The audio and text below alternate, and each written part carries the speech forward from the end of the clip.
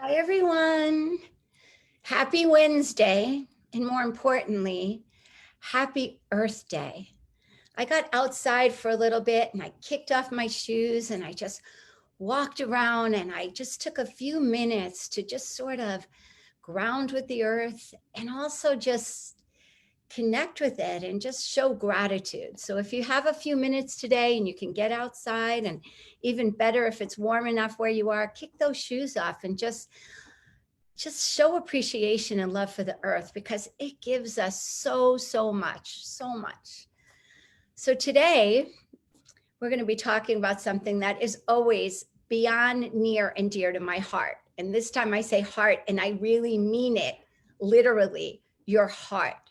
Because as I've been saying through this whole time, that we have to be kind to ourselves during this crazy time, and we have to be kind to each other, and we have to just find moments where we just connect to our heart, because that's where everything generates from.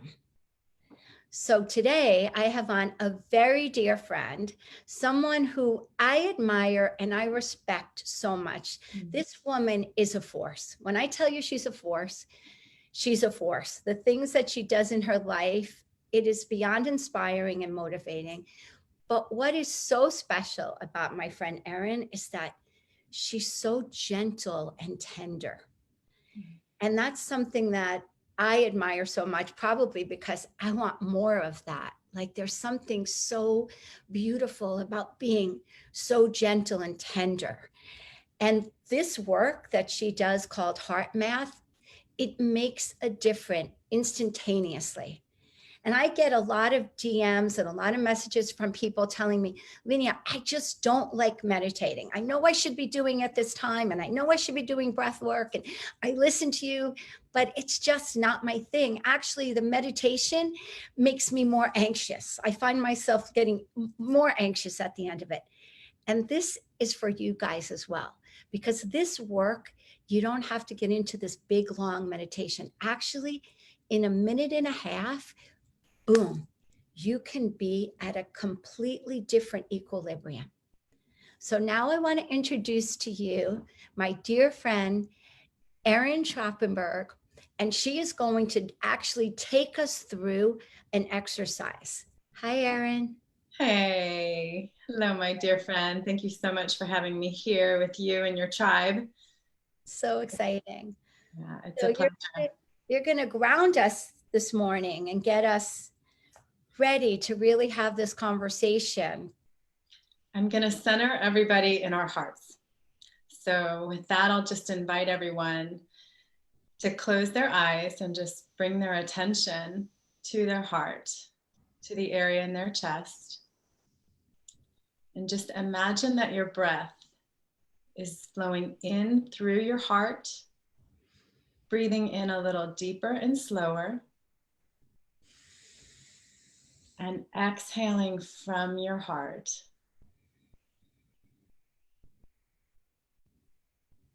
Breathing in through the heart, again, a little deeper and slower.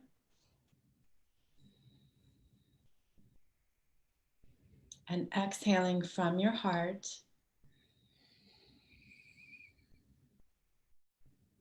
Perhaps breathing into a count of 5.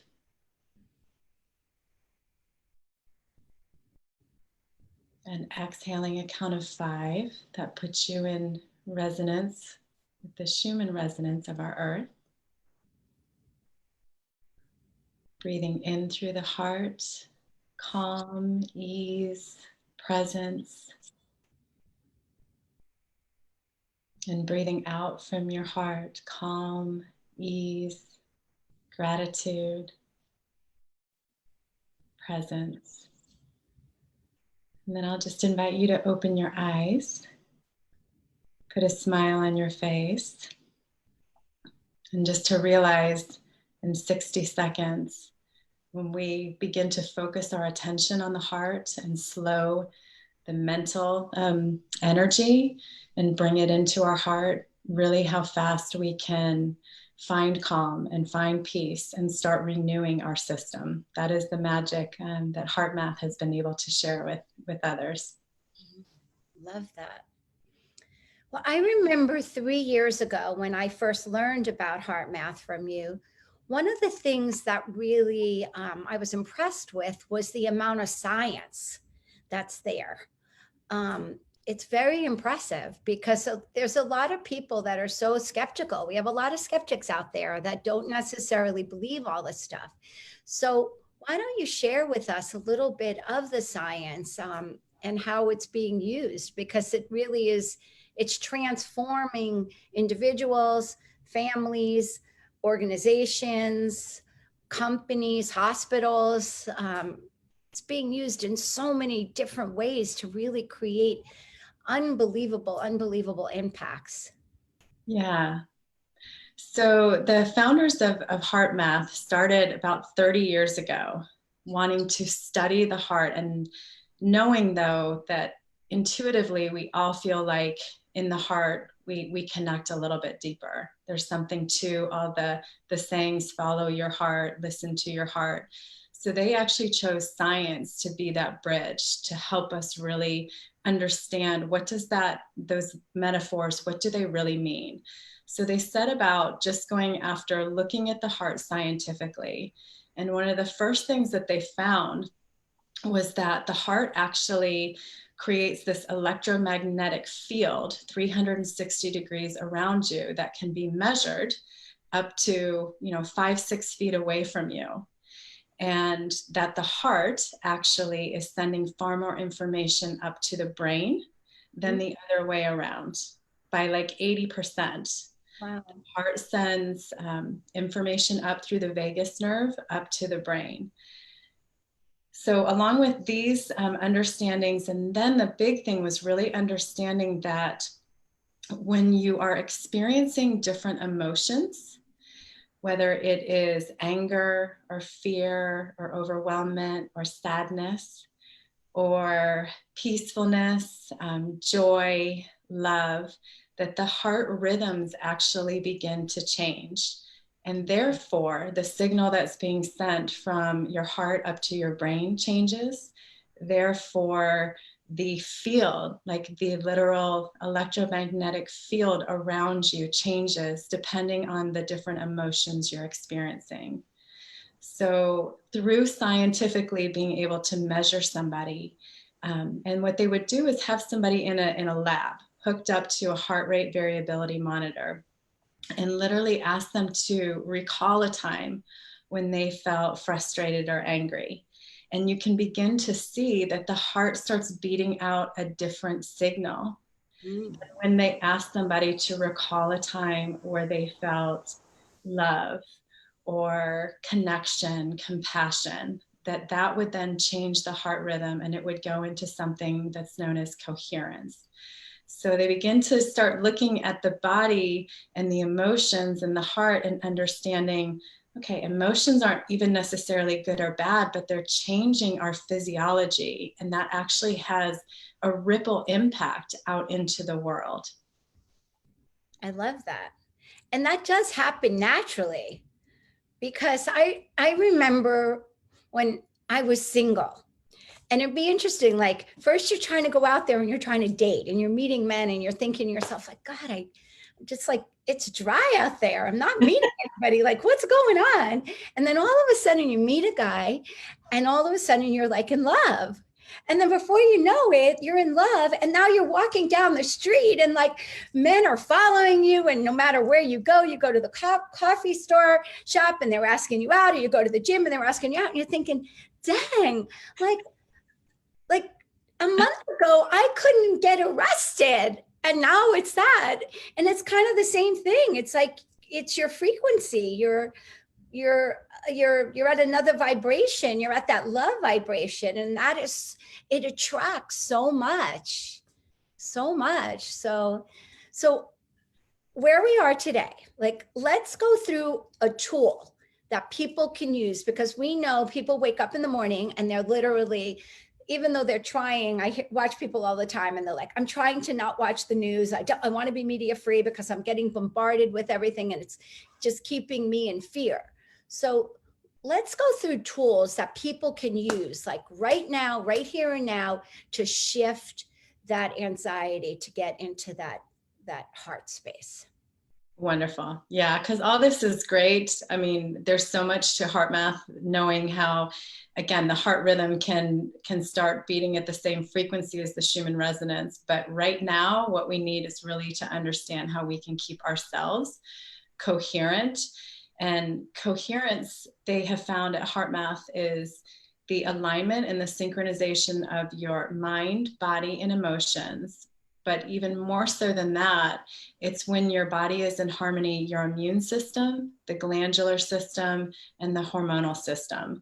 So when you can find this coherence, you literally begin to start renewing yourself and boosting your immune system. So it's a very practical tool to be able to help you in the here and now, and start, moving into a more heart-based living, and slowing down again that mental energy that kind of takes over and will put us back and forth, and I should do this, I shouldn't do this, in the dualistic nature. So the very first tool for HeartMath, that goes with all of their other techniques, is what we did at the very beginning. It's heart-focused breathing. That's the name of it, heart-focused breathing. Heart-focused breathing. And now, would you do this when you first wake up in the morning? Like, has this become sort of like a practice? This, yes, you can do it first thing in the morning. My hope and my wish and my prayer every day is that I'm connected to my heart and my breath consciously. I don't always do it, but this is, yes, something to be practiced, even if it's a minute at a time, 5 minutes at a time. But ultimately what you want is that you're living from this connected place where you're more connected with your heart. You have access to everything in the brain, where creativity lies, and you're not operating from fear or from reactivity, fight or flight. So heart-focused breathing will be the very beginning, which we did. It's bringing your attention to your heart and imagining that the breath is coming in through the heart, breathing in a little deeper and slower, and then exhaling from the heart. And so that can be done at any time, eyes open or eyes closed. And kind of the next part to that, if you will, like, 1B would be to activate a renewing emotion that brings you into coherence. So emotions that bring you into that physiological state where your immune system is being boosted are going to be emotions such as gratitude, such as love, such as peace or joy or compassion. And so the idea is not to think about it as like a mental thing, but you're grateful for something, but really to experience that emotion and breathe that in as you're focusing your attention on your heart. Now, would that also be like where your happy place is? Like where you, like, if you're happy on the beach, yeah, and you have that visual of you in the sand and the water, could you use it in that way? Absolutely. Usually most people, the fastest way to move them into coherence or to shift them into this gratitude place is to kind of think of an image, remember a feeling, whether it's, hugging a loved one, a pet, a moment in time. It could be a place such as the beach, where literally you just imagine that you are breathing in, you feel your toes in the sand, the sun, beaming down on you, and you experience that emotion in the now moment.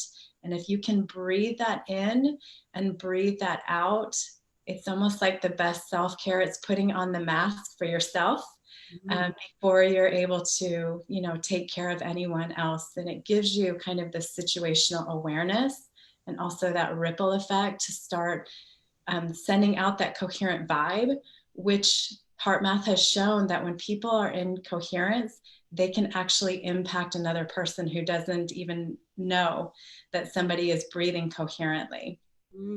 So you can literally change the field and your environment around you. So I have kids.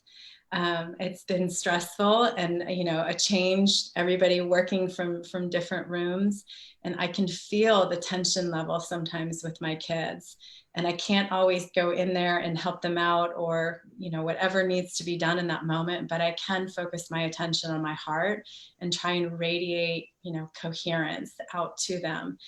And HeartMath has shown it actually, can have an impact on somebody. So even knowing that we can't be together, physically and touch each other, we still can affect each other relationally through the energetics of the heart. I love that. How about like with your children? Because I know you do a lot of this type of work with the two girls. Like they love it, correct? I mean, they really respond positively to it. Yeah. I think, for them, it was all kind of, this is being like totally honest. It was all one of these, oh, mom's kind of like this woo-woo person, always like breathe in your heart. Right. But HeartMath actually has like some software, like little devices that you can put on and hook it up to your ear, and it will show your heart rate, variability, and if you're in coherence or not. And they had a kids game where it was like a video game, and the more incoherent you are for this video game, that's having this car go by.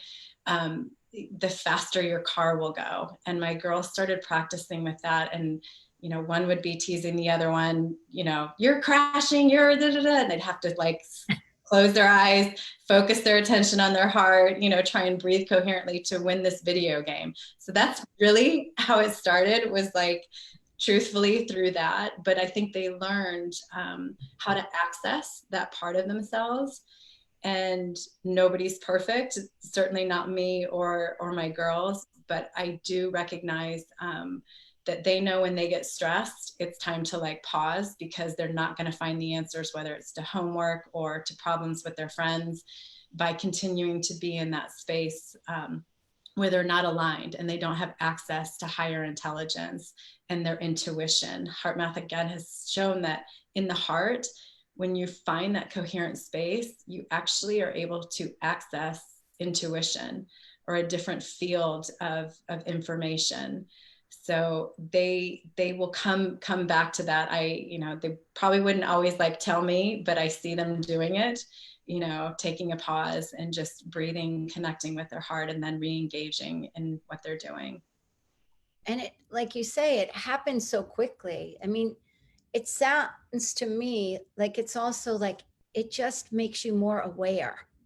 So before you start spiraling, we go on those spirals that we go on, like all of a sudden you can just feel it. You feel your body getting tense and you're just like for me, it's like my jaw starts. I could feel like I'm just getting like, I'm clenching because, it's a lot. There's a lot of anxiety and there's a lot of togetherness. We're all so together right now. Like if somebody comes up to me one more time and says, what are we having for dinner? I'm just like, I did that meal planning on Sunday. Can't you just read what well, you know what? I don't know. I read it and that doesn't feel like what I want to eat now. I said, well, I did the meal planning at this point. You guys want to change it. It's up to you. But you just feel yourself like we're not always as balanced and in harmony. So like the fact that you catch that and you just breathe into it and then, yeah, I mean, it's because how many times have you done something, said something, done something when you're upset or frustrated in the moment that later, whether you say something kind of off the cuff and then you realize, what was I thinking or what was I doing? When you're operating from a place of feeling overwhelmed or frustrated, again, the signal that gets sent from the heart to the brain is only going to that part where it's fight or flight. So you're not actually thinking with the full capacity of your brain. You're in that fight, flight, or kind of freeze. And in that state, you're literally like depleting your insides. Your body doesn't have the energy available to it to kind of boost the immune system or fight off a virus, per se. Everything is galvanized so that you can access what you need to. So your blood pressure goes up, your heart rate spikes, everything, all the energy. And if you live your life in this kind of up and down place, think of your body in terms of it's an energy system like a car. Eventually your car's going to wear out if it's constantly one foot on the brake, one foot, gas, brake. So what we want to do is create that choice point, center ourselves so we can be more proactive. And when we center in the heart and give ourselves, 30 seconds of breathing, we have a choice then on how we want to react. And again, it's not even necessarily about the other person. It's about care for yourself and boosting your own self and your environment. So emotions don't have to be thought of in terms of like good or bad, but just even drivers of your health and your physiology. Absolutely. I'm sitting here and I'm listening to you and I'm like thinking, I was that wackadoo going like this 50 miles an hour in my 20s and 30s. Like that was just it. And of course, in those days, I did do a little bit of meditation, which I was that person trying to meditate. And I would leave there, just more frustrated because I was trying to shut down my monkey mind and I just couldn't get the monkey mind shut down.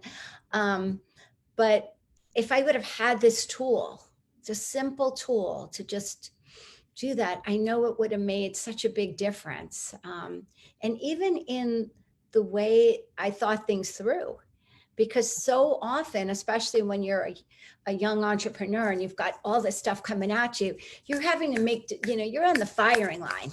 You're making these decisions so quickly. I mean, there was 25, 30 people walking in my room a day and making it like this decision I had to make right here and now. And, some of those decisions were not so good. If I would have just, did a little bit of that breathing and just got my mind to calm down, I just know the outcomes would have been probably a lot more positive.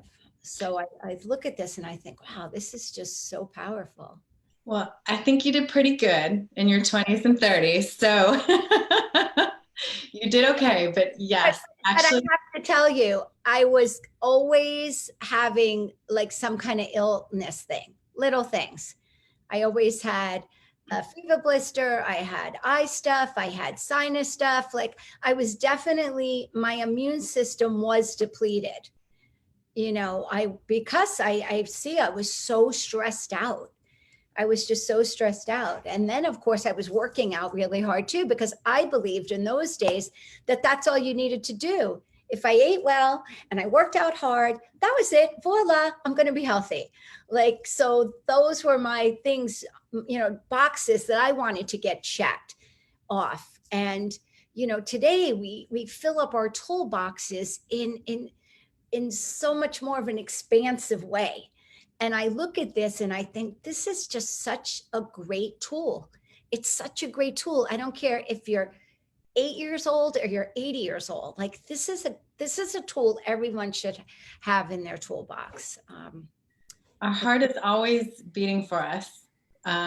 We never usually say thank you or even pay attention to it. True.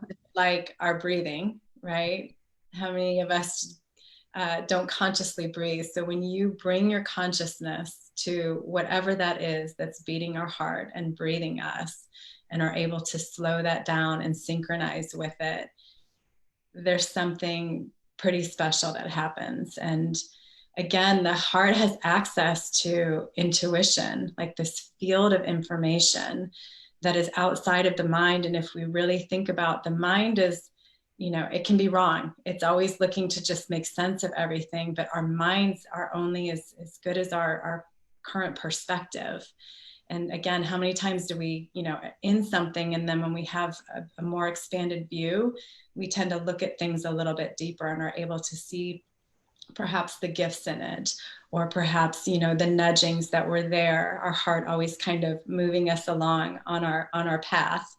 Life is kind of lived forward but understood backwards. I feel like the heart is always beating us and always guiding us, and we don't necessarily always listen. But when we can get in tune with that, we get more in tune with ourselves and our essence, and being able to share those heart qualities that you talked about at the very beginning. I think this time has really brought us into a pause, for everyone, and a time to breathe and to connect on a deeper level and really say what's important. To me, it's not things, it's not the attainment of things. It's these heart qualities that we want to share with one another. We want to be able to hug somebody and say, I love you, I care about you. But it's amazing how the heart energy can actually make it to somebody. So even, the practical tools, heart focused breathing and quick coherence, but even play around with, I invite people to sit down at night, connect with their hearts, breathe in love and compassion for yourself for even getting through the day as gracefully or ungracefully as you thought. But connect with your heart, and then send your heart energy out to a friend or a family member or loved one that you haven't been able to, touch in a way that you wanted to. And I've been seeing this over and over as I teach people and guide people, how they'll call me the next day and say, I was thinking about my aunt, so-and-so, and my aunt so-and-so called me, the very next day. There's something in the intelligence of the heart to really, play around with and get curious about. I love that. I just, I remember even in business when somebody they said to me about Equinox, and they said, Lavinia, you're the heartbeat of the company. And I didn't really understood what that meant, but years later I did. But I do think that there are some people that just sort of resonate with that energy of heart. Like it just comes more natural. There's some people that obviously they're in their head and they create these amazing results by using their head. And there are some people that connect with the heart, so they have that intuitiveness naturally, and they connect with people in that way. But that's the beauty, is that regardless of what comes natural to us, what's nature or what's nurture, it's there. Like with a little bit of discipline and a little bit of awareness, we can all have access to this, which is, I think it for me, it just makes so much sense on how people can shift their state of being. Yeah. Just with that, literally shift it, and not just in these hard times, like, doing things in between meetings, because we need to clear our head in between meetings. There's an energy around a certain meeting, and then you're going to go into another energy, and you don't want to bring that same energy into the next meeting.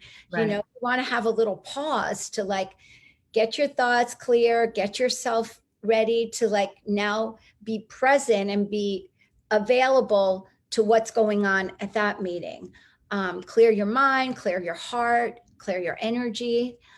And it's so important even in the workplace.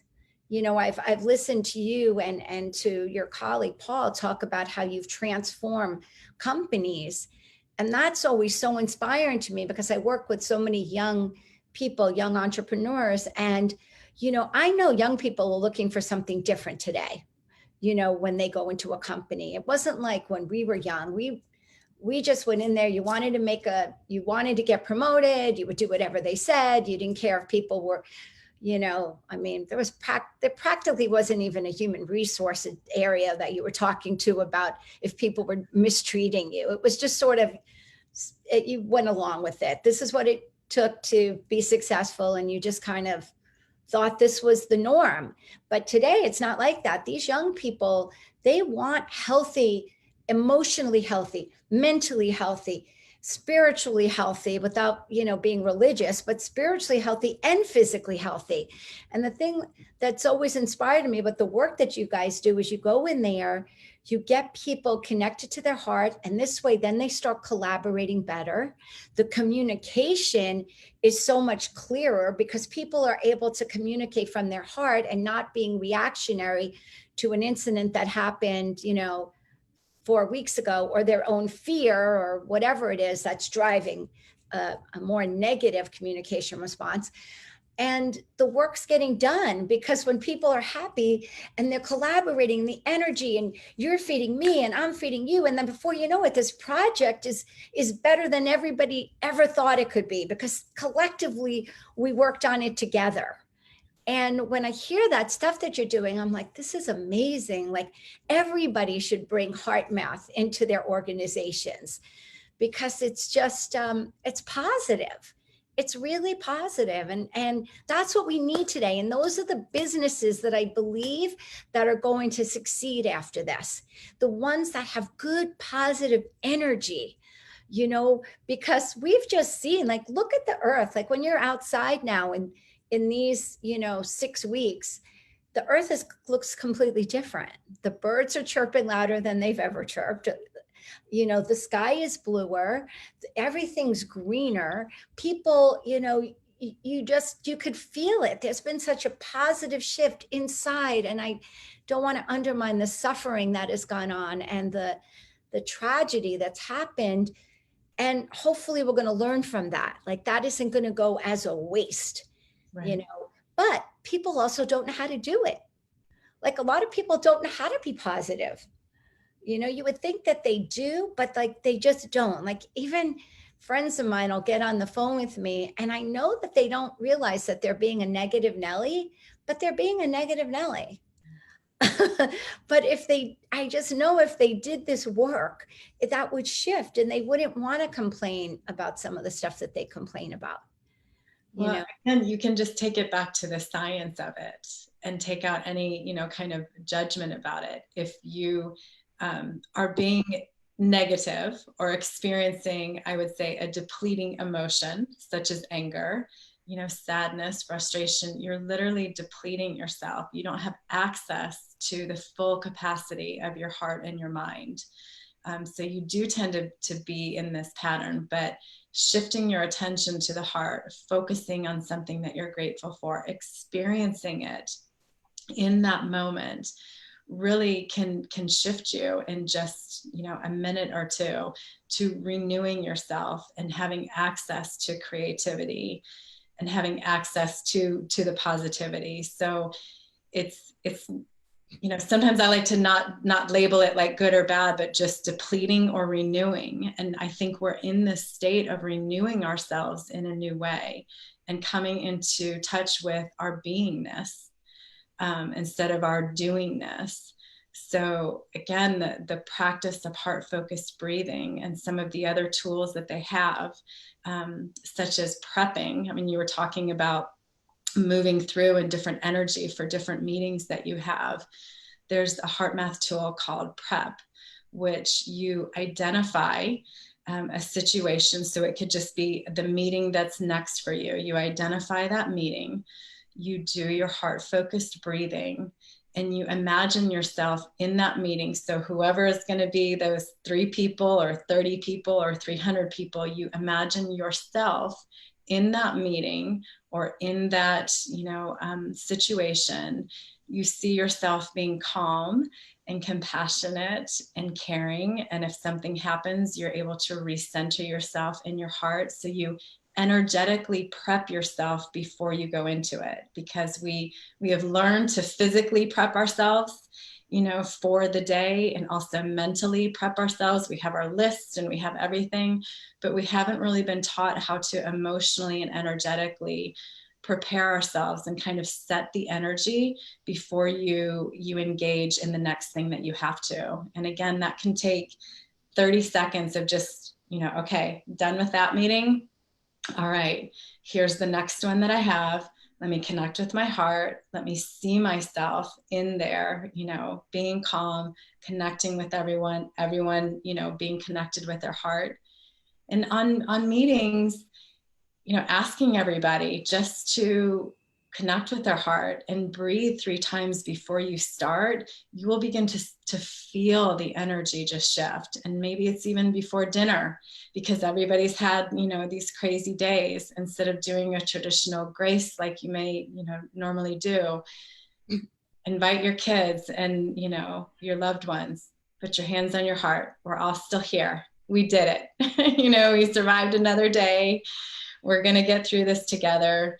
Breathe in and out through the heart. Gratitude for yourselves, each other, your food. There you go. I love that. And maybe you could even do that before your second glass of wine. Because I have more people writing me saying, I never usually drink. My husband's like, oh my God, we've been married 20 years. I never see you drink wine. And now you're drinking almost a bottle a night. So HeartMath. HeartMath. You won't need that bottle of wine. You'll be the one and done. It's true though, because look at what people are using for tools. They're using alcohol. They're using marijuana. Like they're using things like that as a tool right now. And there are other tools because, always say what you do today is going to affect you in 90 days, So if you're abusing yourself like this, first of all, it's not a good time to be abusing our bodies by any means. If anything, even though I do believe we have to be kind to ourselves and we can't be so strict. But we definitely have to be living in that 80-20 rule for sure. 80% our diet is good, 20% it isn't. And I think if we stay in that, we're okay. But when it really starts getting out of balance, like you said, and in times like this, when there is a good chance that we are going to have to be fighting off this virus.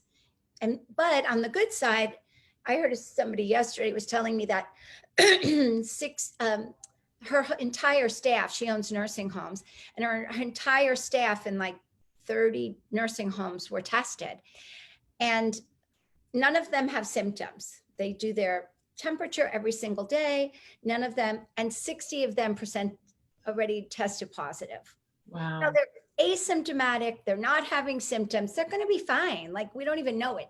So the truth is, for many of us, getting this is not going to be a really big deal, but you still want your body to be as strong as it can be so that you can go through it as effortlessly as possible. So these are the kind of tools to be, and again, more so, even when this is over, because this is going to be over soon. And again, if we have these tools in our toolbox, because going to work is going to be a little bit more challenging. So it's having these tools to have, even when you go back into the workplace. And the other thing you kept saying, which really hits for me, is like, it works on your creativity. Because right now we are going to have to be creative on how we're making money. Because a lot of people are not going to be able to go back to work, but they're going to have to think of ways. They're going to have to create. They're going to have to be in their heart. They're connect with other people and come up with ideas on how to create a situation where they have, income coming in. So again, the more grounded you are, the more in your heart, the more positive, you'll be able to adapt and do those pivots that will need to be made when the world does open up. Yeah. Is there one, because I know we don't have a lot more time, we only have a few minutes, but is there one more exercise that you could share with us that you think people would really benefit? I would just share with you, it's called a heart lock-in. Okay. It's a technique where you start off with the heart focused breathing. You activate. Let's do it together, shall we? Oh yeah. We have 3 minutes. Yeah. Great. Okay. We have 3 minutes. We'll do it together. Okay. Let's everybody just, me too. Let's close our eyes. If you're driving, please don't close your eyes. Keep your eyes open. But let's just bring our attention and our awareness to our heart. And allow the breath to come in through the heart, breathing in a little deeper and slower. And exhaling from your heart. Breathing in a little deeper and slower into your heart. Slowing all the energy down, bringing it into the heart as we exhale and just let go.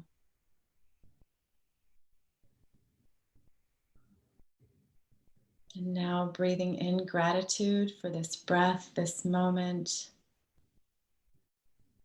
for yourself.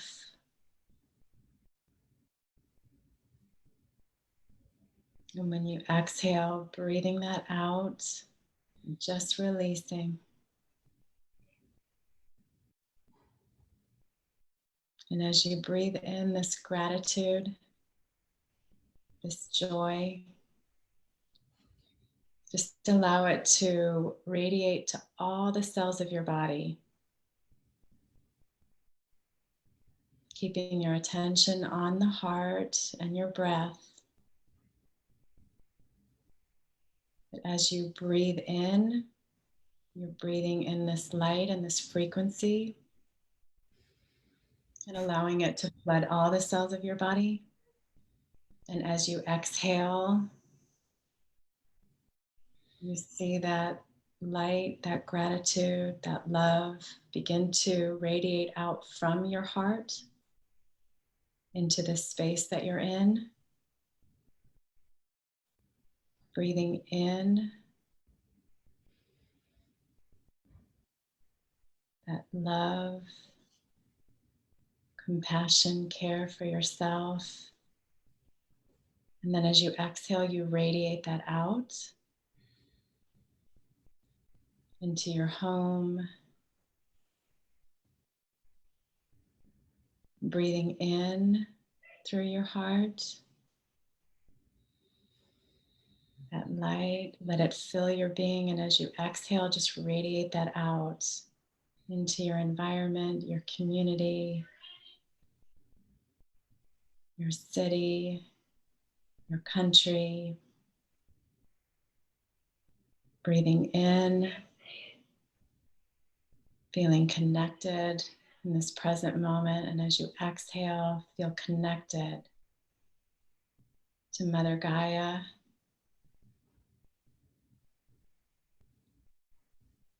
to the heartbeat of our planet. Let's take one last inhale through our heart. Connecting with all the hearts, the heartbeat of our Mother Gaia, and just radiate that out. And you can gently open your eyes. That is a heart lock-in when you're able to radiate to self and then beam that out for others. Oh my gosh, I feel so good right now. Well, thank you. Thank you. This was amazing. We're going to have a lot of information on our website on this. Erin will put some guides on. And there'll be a link to get onto Erin's website as well. Again, it's laviniaerico.com. I want to thank all of our sponsors and our partners. We're so appreciative for everything, and all you viewers. Keep the questions coming. Keep the suggestions coming. I love, love, love them. Thank you all. And Saturday, we have Suzanne Bennett back on for part 2. And let me tell you, we're getting down to the nitty gritty of what supplements you have to take, what food. So we're really getting down, like bring a pen and a piece of paper, because she's really going to go down to the exact supplementation, herbs that we need to be taking. So thanks, you guys. Thank you, Erin. Yes, thank you. All right. Bye-bye, everyone. Bye.